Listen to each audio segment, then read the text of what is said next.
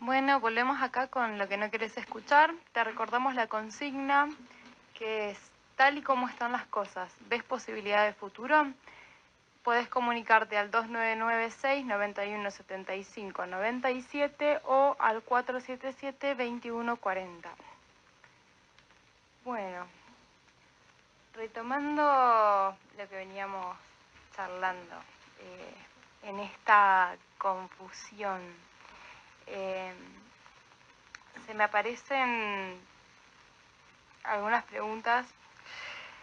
Eh, Esto de qué implica tener una supuesta democracia cuando nos interesamos cada vez menos en enterarnos lo que nos atraviesa en común.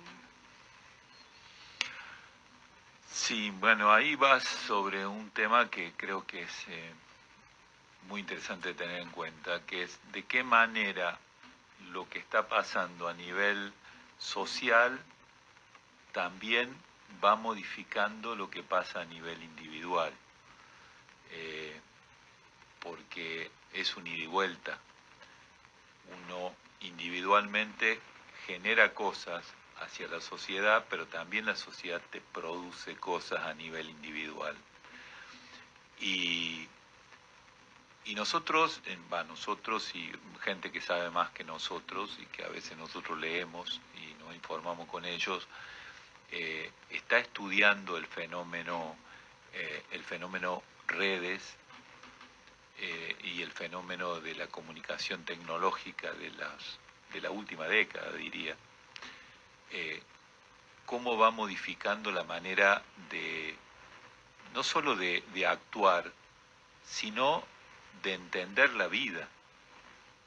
Eh, por eso es que la democracia, que siempre fue un sistema imperfecto, es más, creo que se lo adjudicaba a Winston Churchill, que decía, democracia es el sistema imperfecto más perfecto que existe, ¿no?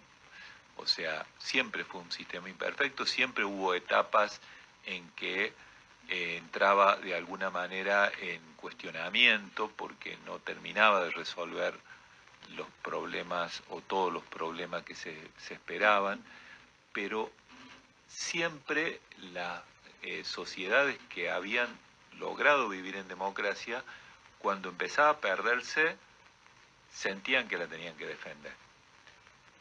Y creo que hoy, en esta etapa de la historia, empieza, no solo que ha caído en desgracia como nunca, se ha convertido en inservible como nunca, sino que como nunca la gente no la extraña.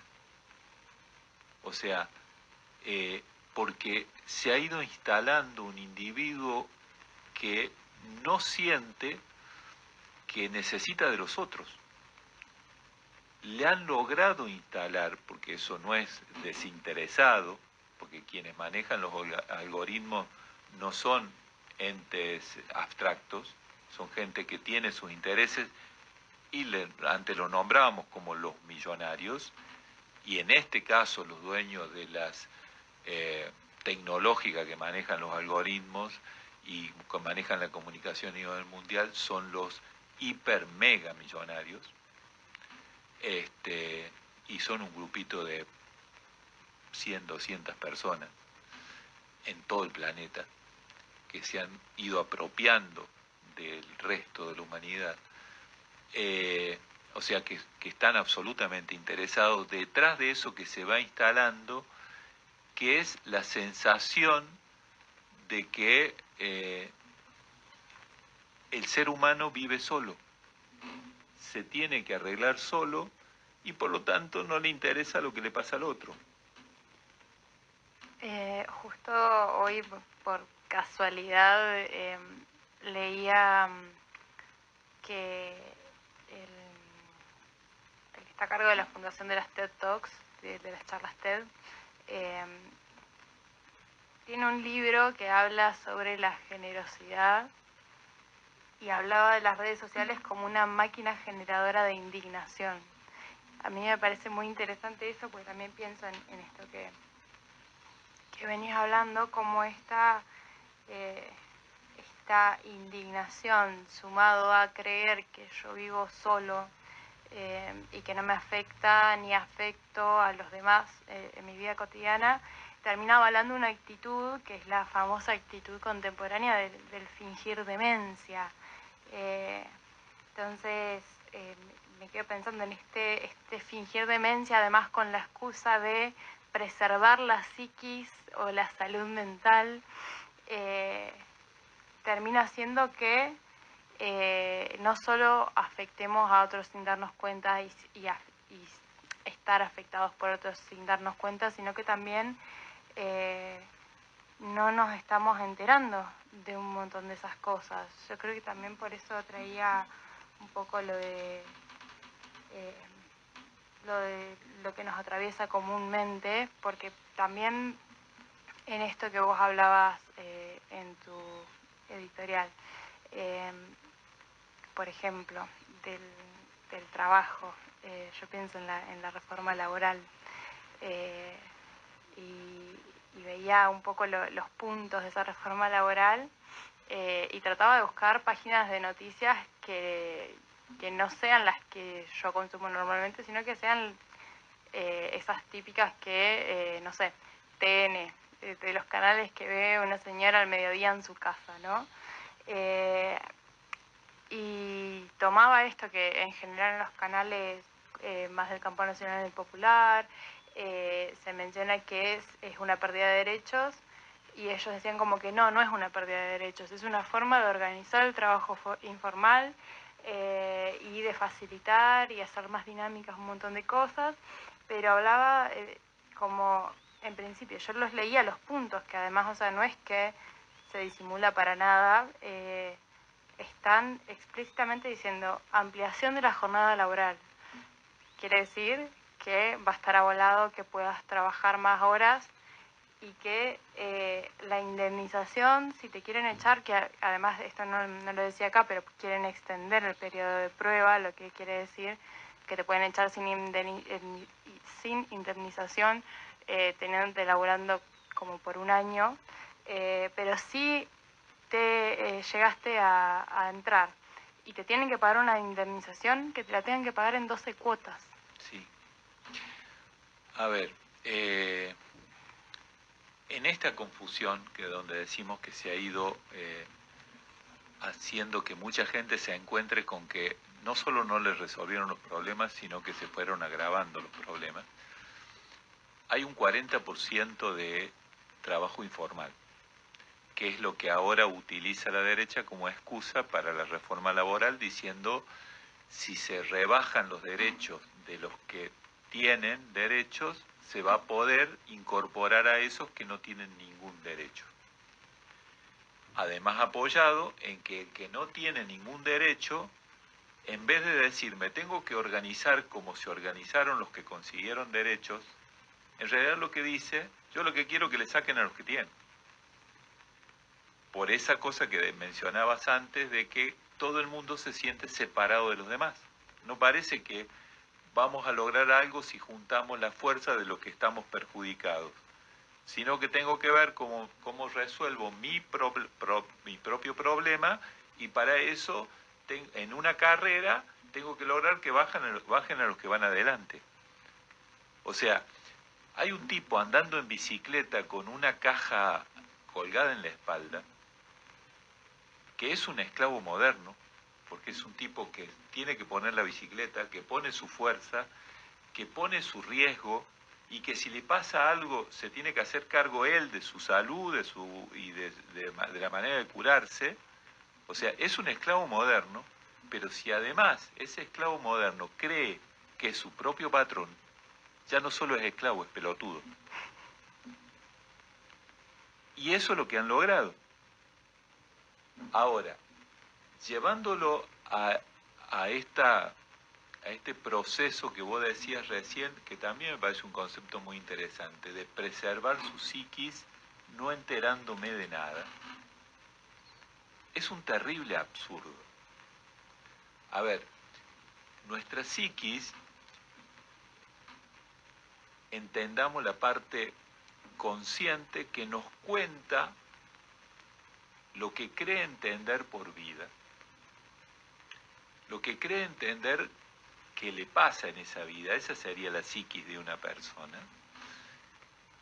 Pero no solo toma lo que está pasando exteriormente o en la situación de la realidad que vive, sino que tiene una enorme cantidad de contenidos adentro, interiormente.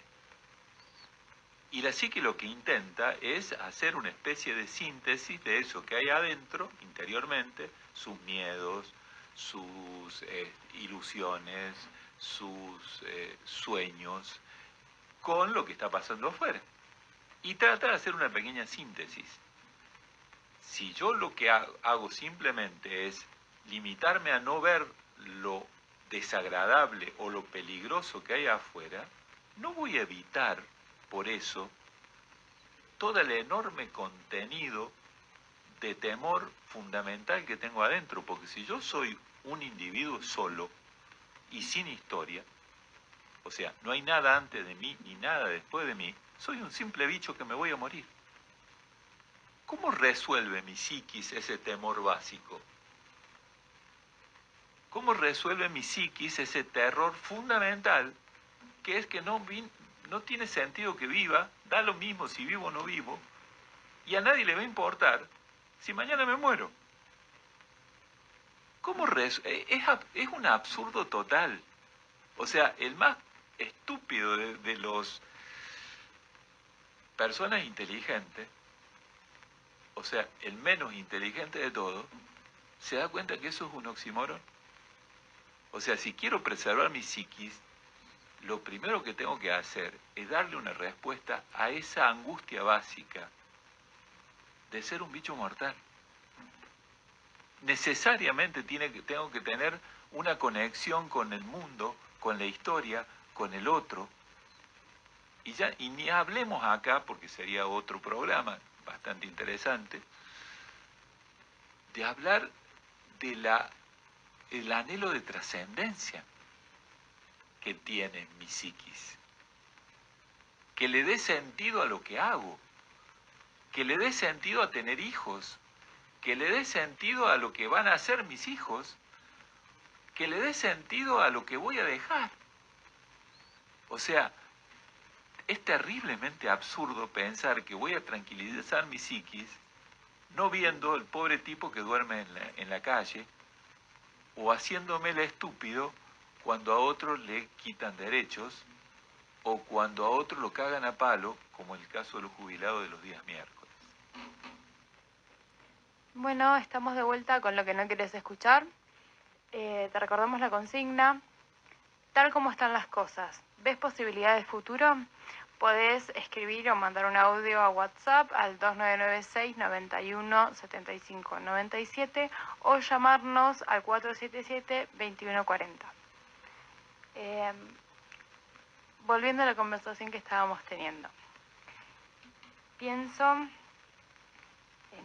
en esto del percibirnos personas aisladas de las otras, como que nuestra vida es nuestra y nada más.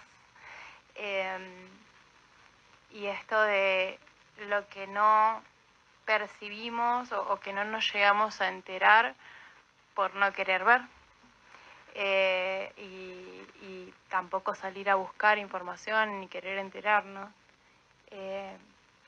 Pienso en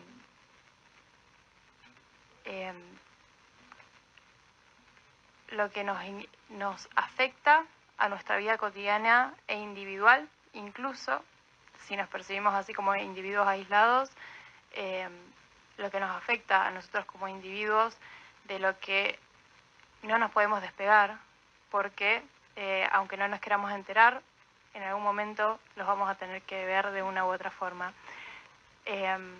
Por ejemplo, acá, cerquita, estamos en Cipolletti, en Cinco Saltos, están instalando, y ya se dio la concesión, a 147 pozos de fracking, que si no nos informamos, si no sabemos lo que es el fracking, es la fractura de la piedra de donde sacan el petróleo, y esa fractura se hace con agua. Agua que tiene que ser agua especial, o sea, no puede ser agua contaminada o cualquier agua, tiene que ser agua de calidad. Y esa agua la sacan de nuestros ríos. Cada pozo de fracking necesita 50 millones, 90 millones de litros de agua. Agua que, pienso en esos pozos que están instalando en el Marimenuco, que por cierto no es el agua del Marimenuco la que usan para eso, sino la de los ríos, pero muy cerca del lago Marimenuco, que está acá cerquita, están instalando esos pozos que ya el 22 de octubre hubo un derrame de uno de los pozos, y ese derrame contaminó 50.000 metros cuadrados de agua. Esa agua que se toma en las casas, porque abastece un montón de hogares y lugares de una parte de la Norpatagonia. Sí, además del Menuco, también aquí en el lago Pellegrini están perforando. A ver, puedo decir que tiene que ser agua de calidad, y es verdad. Por ejemplo, el agua del lago Pellegrini no les sirve, tienen que tomarla del río. Pero después a esa agua, para que les sea útil en el proceso de rotura de la roca, le agregan más de 500 sustancias químicas, porque en realidad el agua la utilizan como, vendría a ser como el taladro que rompe, entonces no puede ser solo agua. Y después esa agua tiene que generar determinados procesos para que lo que va abriendo no se derrumbe. Entonces lleva más de 500 químicos. De esos 500 químicos todavía no se ha logrado que las empresas digan exactamente cuáles son lo que le agregan. Se ha podido saber de alrededor de 200 de esos 500 y pico, y de esos 200, más del 50% son cancerígenos. O sea, uno debería pensar que de los otros 300 que no podemos enterarnos, podrían ser peores. O sea, que estamos hablando de que no solo esa agua se extrae de los ríos y se inyecta en lo profundo de la tierra, sino que esa agua con esa contaminación, que no es una contaminación de bacterias solamente, sino de químicos cancerígenos, a algún lugar va a parar. O sea, no es solo el agua que extraen del río, sino qué va a pasar con esa agua que siguen inyectando en el día que salga por algún lado. Porque no es que la están mandando al espacio, está quedando dentro de el núcleo de la Tierra. Por algún lado va a terminar saliendo en algún momento. O sea, que esa persona que fingía demencia, en algún momento va a empezar a tomar, sin saberlo, porque además se lo van a ocultar, agua con esos elementos. Ella, esa persona, y su familia, y sus amigos, y su comunidad. Si no hay en nuestros representantes políticos la tranquilidad para nosotros como población de que son lo suficientemente idóneos, que son lo suficientemente fuertes y que tienen la fortaleza concedida por nosotros y mantenida por nosotros, porque esa es la fortaleza de un gobernante, la que le da a su pueblo y la que le sostiene su pueblo. Si no tenemos la tranquilidad de que esos gobernantes tienen la idoneidad, la capacidad y la fortaleza para oponerse a esos intereses, ¿quién nos defiende? ¿Quién defiende nuestra salud? Ya hay lugares donde, por ejemplo en Paso Córdoba, donde la gente está denunciando que está tomando agua con aceite. y no está logrando que nuestros gobernantes le den respuesta. No está logrando que le puedan dar el resultado de los análisis de esa agua, para saber exactamente qué tiene. No solo que no dan respuesta oponiéndose a quienes manejan esos intereses, sino que directamente bloquean la información para la gente que pide esa información. Los encubren. Los encubren. Y todo eso nos está dejando frente a una absoluta precariedad, frente a una absoluta vulnerabilidad como habitantes de esta tierra. O sea, volviendo a la famosísima palabra política, si no logramos recuperar la política nuestra, no la que hay ahora, no la de los representantes actuales, la política como manera que tiene la comunidad de organizarse y defenderse de lo que la pueda afectar. En este momento, y yendo a este tema de cómo votamos en contra, esta semana hubo una reunión de la CELAC, que son los países de Latinoamérica, que se reúnen para tomar decisiones en conjunta, entre otras cosas, hacia dónde debería ir la sociedad latinoamericana. O sea, se discuten y se tratan de tomar acuerdos que son generales para todos los países de Latinoamérica. Hay algunas cosas que eran de cajón, que eran elementales. Por ejemplo, declarar a Latinoamérica zona de paz. O sea, que todos los países que participan de ese encuentro voten de que vamos a tratar de evitar conflictos de guerra abierta en el continente. Y eso nos ha preservado de muchísimas desgracias que viven y sufren pueblos de otros continentes. Que acá, por suerte, eso no lo hemos tenido. Bueno, nuestros representantes de la Argentina, por primera vez en la historia, votaron en contra de que Latinoamérica sea zona de paz. Porque van directamente detrás de los intereses de Estados Unidos, que está intentando invadir y generar una guerra en Venezuela. Ahora, si empieza esa guerra en Venezuela, se rompió ese acuerdo que nos mantenía preservados de esas guerras, de bombardeos, de drones, etcétera.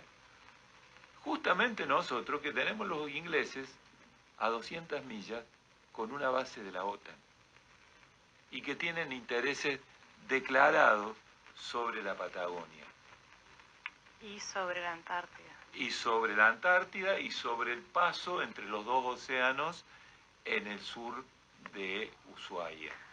Mientras se instala una base estadounidense en nuestro territorio. O sea que no solo que ya no tenemos una política que nos defienda, sino que estamos o hemos votado, o una gran parte de la sociedad está votando políticas que directamente nos agreden, que directamente nos roban, que directamente nos saquean, que directamente nos consideran ciudadanos de segunda en nuestra propia patria. O sea, es importante que discutamos quién va a manejar el colectivo. Bueno, vamos cerrando porque se nos fue el programa.